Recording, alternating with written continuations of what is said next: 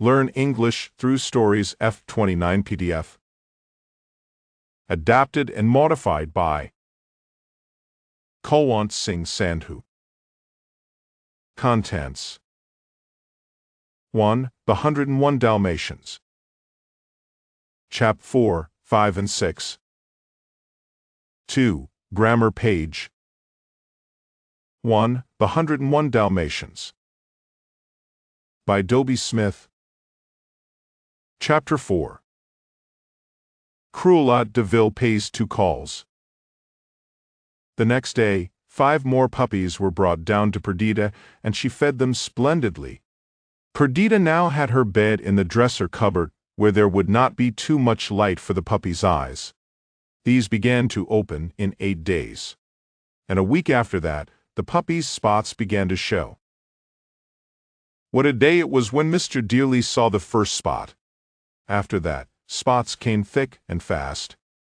In a very few days it was possible to recognize every pup by its spots. There were 7 girls and 8 boys. The prettiest of all the girls was the tiny pup whose life Mr. Dearly had saved at birth, but she was very small and delicate. Mr. Dearly called her Catpig. Hatch, born with a black ear, was still the biggest and strongest puppy. He always seemed to be next to the Catpig, as if these two already knew they were going to be special friends. There was a fat, funny boy puppy called Roly-Poly, who was always getting into mischief. And the most striking pup was one who had a perfect horseshoe of spots on his back, and had therefore been named Lucky. By now it was December, but the days were fine and surprisingly warm, so the puppies were able to play in the area several times a day. One morning, when the 3 dogs and 15 puppies were taking the air, Pongo saw a tall woman looking down over the area railings. He recognized her at once. It was Cruella de Vil. As usual, she was wearing her absolutely simple white mink cloak, but she now had a brown mink cloak under it. Her hat was made of fur, her boots were lined with fur, and she wore big fur gloves. Cruella opened the gate and walked down the steps, saying how pretty the puppies were. Lucky, always the ringleader, came running towards her and nibbled at fur round the tops of her boots. She picked him up and placed him against her cloak, as if he were something to be worn. "Such a pretty horseshoe," she said, looking at the spots on his back. "Are they old enough to leave their mother yet?" "Very nearly," said Nanny Butler. "But they won't have to. Mr. and Mrs. Dearly are going to keep them all." "How nice," said Cruella, and began going up the steps, still holding Lucky against her cloak. Pongo, Mrs. and Perdita all barked sharply, and Lucky reached up and nipped Cruella's ear. She gave a scream and dropped him.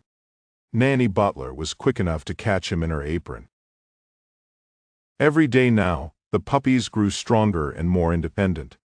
They now fed themselves, eating meat and soaked bread and milk puddings. Mrs. and Perdita were quite happy to leave them now for an hour or more at a time, so the 3 grown-up dogs took Mrs. Dearly and Nanny Butler for a good walk in the park every morning, while Nanny Cook got the lunch and kept an eye on the puppies. One morning, when she had just let them out into the area, the front door bell rang.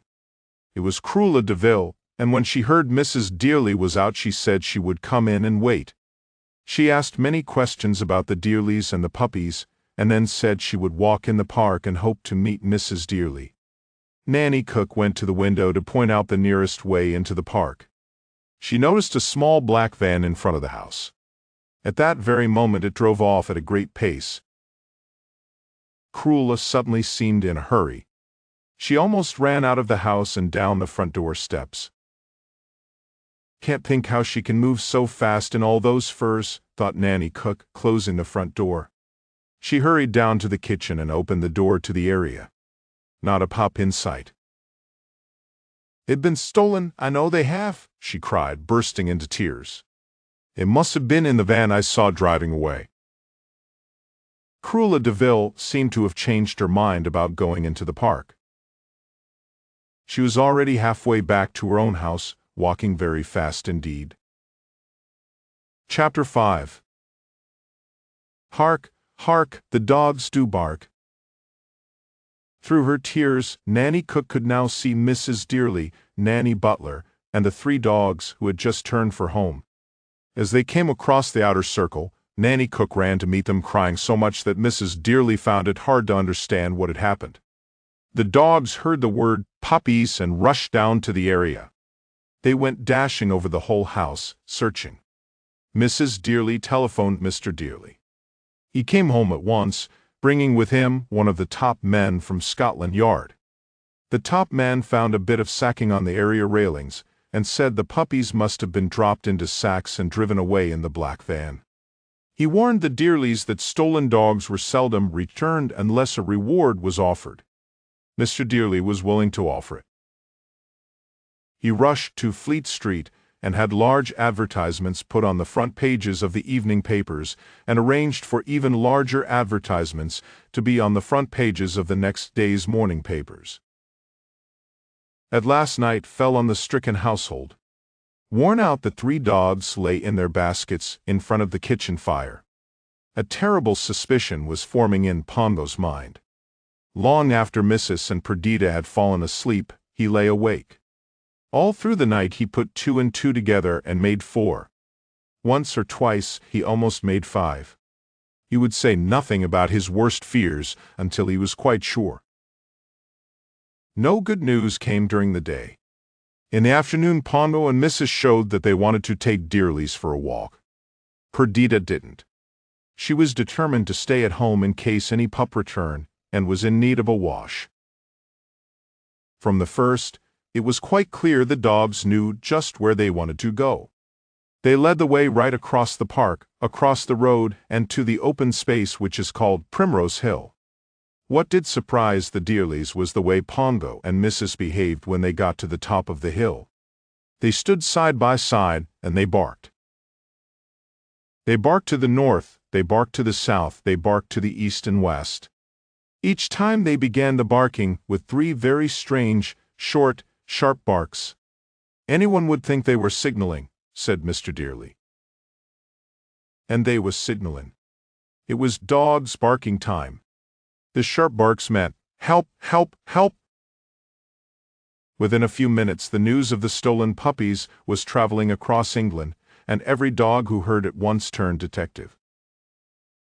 Pongo and Mrs. made contact with the dogs near enough to answer them. Those dogs would be standing by, at twilight the next evening, to relay any news that had come along. The next day, a great many people who read the advertisement rang up to sympathize. A Cruelette de Ville did. But no one had anything helpful to say. Just before dusk, Pongo and Mrs. again showed that they wished to take Dearlys for a walk. Again the dogs led the way to the top of Primrose Hill. By this time, though no human ear could detect it, the barks were slightly different. They meant ready, ready, ready. The dogs who collected news all over London replied first. Reports had come from the West End and from the East End and south of the Thames. They were the same. No news of your puppies. Deepest regrets. Poor Mrs. She had hoped so much that her pups were still in London. Again and again Pongo and Mrs. barked the ready signal, each time with fresh hope. Again and again came bitter disappointment. At last the Great Dane over towards Hampstead barked. Wait! A most wonderful thing had happened. A Pomeranian had heard a message from a poodle, who had heard it from a boxer, who had heard it from a Pekingese. Dogs of almost every known breed had helped to carry the news. The message had traveled over 60 miles as the dog barks. This was the strange story that now came true to Pongo and Mrs., an elderly English sheepdog, living on a farm in a remote Suffolk village, had just been discussing the missing puppies with a tabby cat at the farm. She was a great friend of his. Some little way from the village was an old house completely surrounded by an unusually high wall. 2 brothers, named Saul and Jasper Baden, lived there, but were only caretakers for the real owner. The place had an evil reputation. No local dog would have dreamed of putting its nose inside the tall iron gates. The sheepdog's walk took him past this house, and at that moment something came sailing out over the high wall. It was an old dry bone, and on it were the letters SOS. Someone was asking for help. The sheepdog barked a low, shrill bark. He was answered by a high, shrill bark.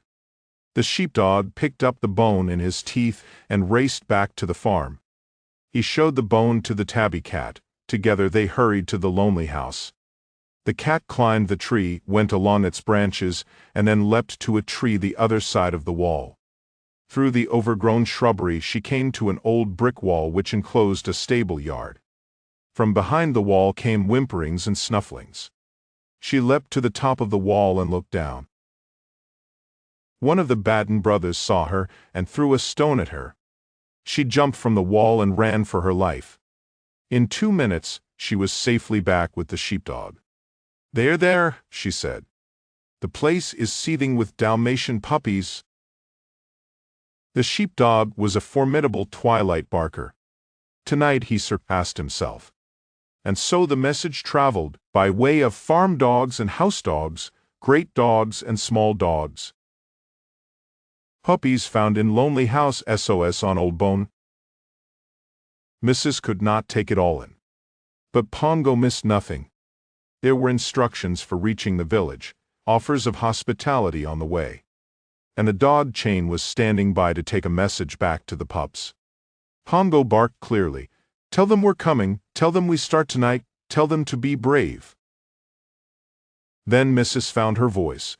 "Give them all our love, tell Patch to take care of the cat big, tell Lucky not to be too daring, tell Roly Poly to keep out of mischief." Chapter 6. To the rescue. While the nannies fed the dearlies, the dogs made their plans. Perdita at once offered to come to Suffolk with them. Both Pongo and Mrs. knew she was a beautiful puppy washer, but her job must be to comfort the dearlies. "If only we could make them understand why we are leaving them," said Mrs. sadly. "If we could do that, we shouldn't have to leave them," said Pongo. "They would drive us to Suffolk in the car and send the police." Dogs can never speak the language of humans, and humans can never speak the language of dogs. Barks are only a small part of the dog language. A wagging tail can mean so many things. Then there are the snufflings and sniffings, the pricking of ears, all meaning different things. And many, many words are expressed by a dog's eyes. At 11 o'clock the dogs gave Mrs. Dearly's hands one last kiss and took Mr. Dearly out for his last run.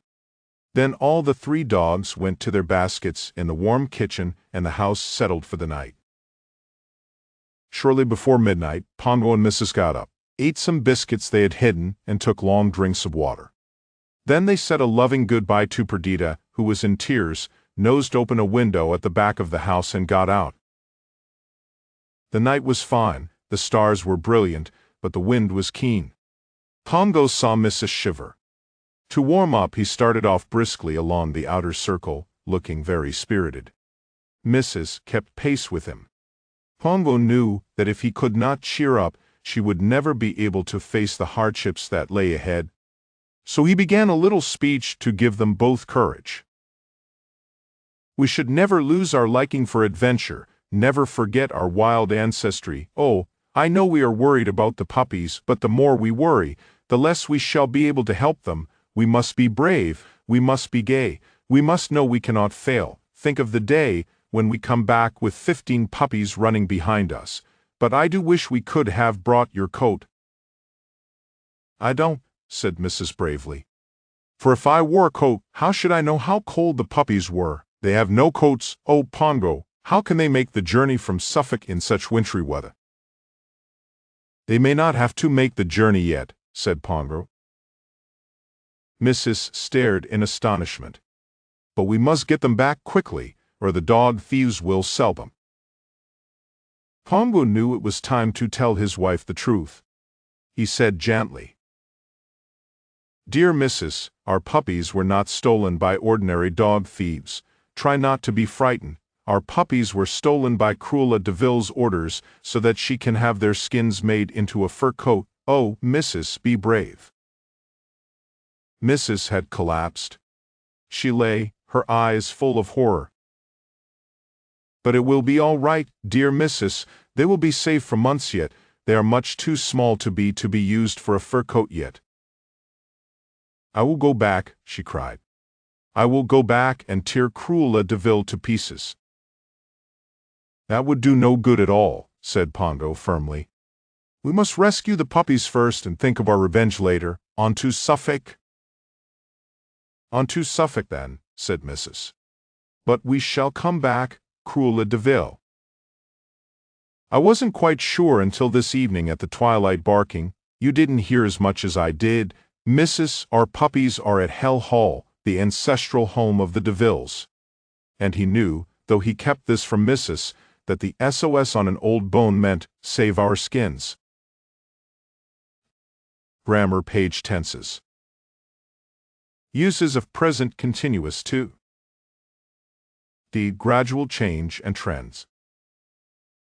1. The children are growing so fast. 2. The price of things is going up by day. 3 levels of pollution present in the atmosphere are increasing. 4. The price of land and houses are rising rapidly. 5. My health is getting worse. I think I'm getting older. E. For a temporary action which may not be actually happening at the time of speaking. 1. I am living in an apartment with a friend of mine. 2. I am taking computer classes this month, but not enjoying it. F. Drawing attention.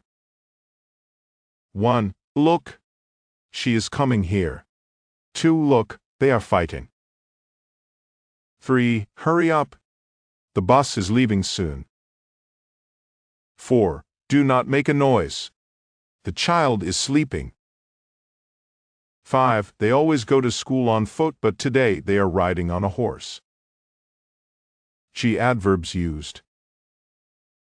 Now, still, at present, at the moment, at this time, this morning, afternoon, evening, next day, week, month, year, soon, in the near future, tomorrow morning, etc. 1. They are walking on the road now. 2. He is still sitting under the tree. 3. I am going overseas in the near future. 4. We are organizing a party this evening.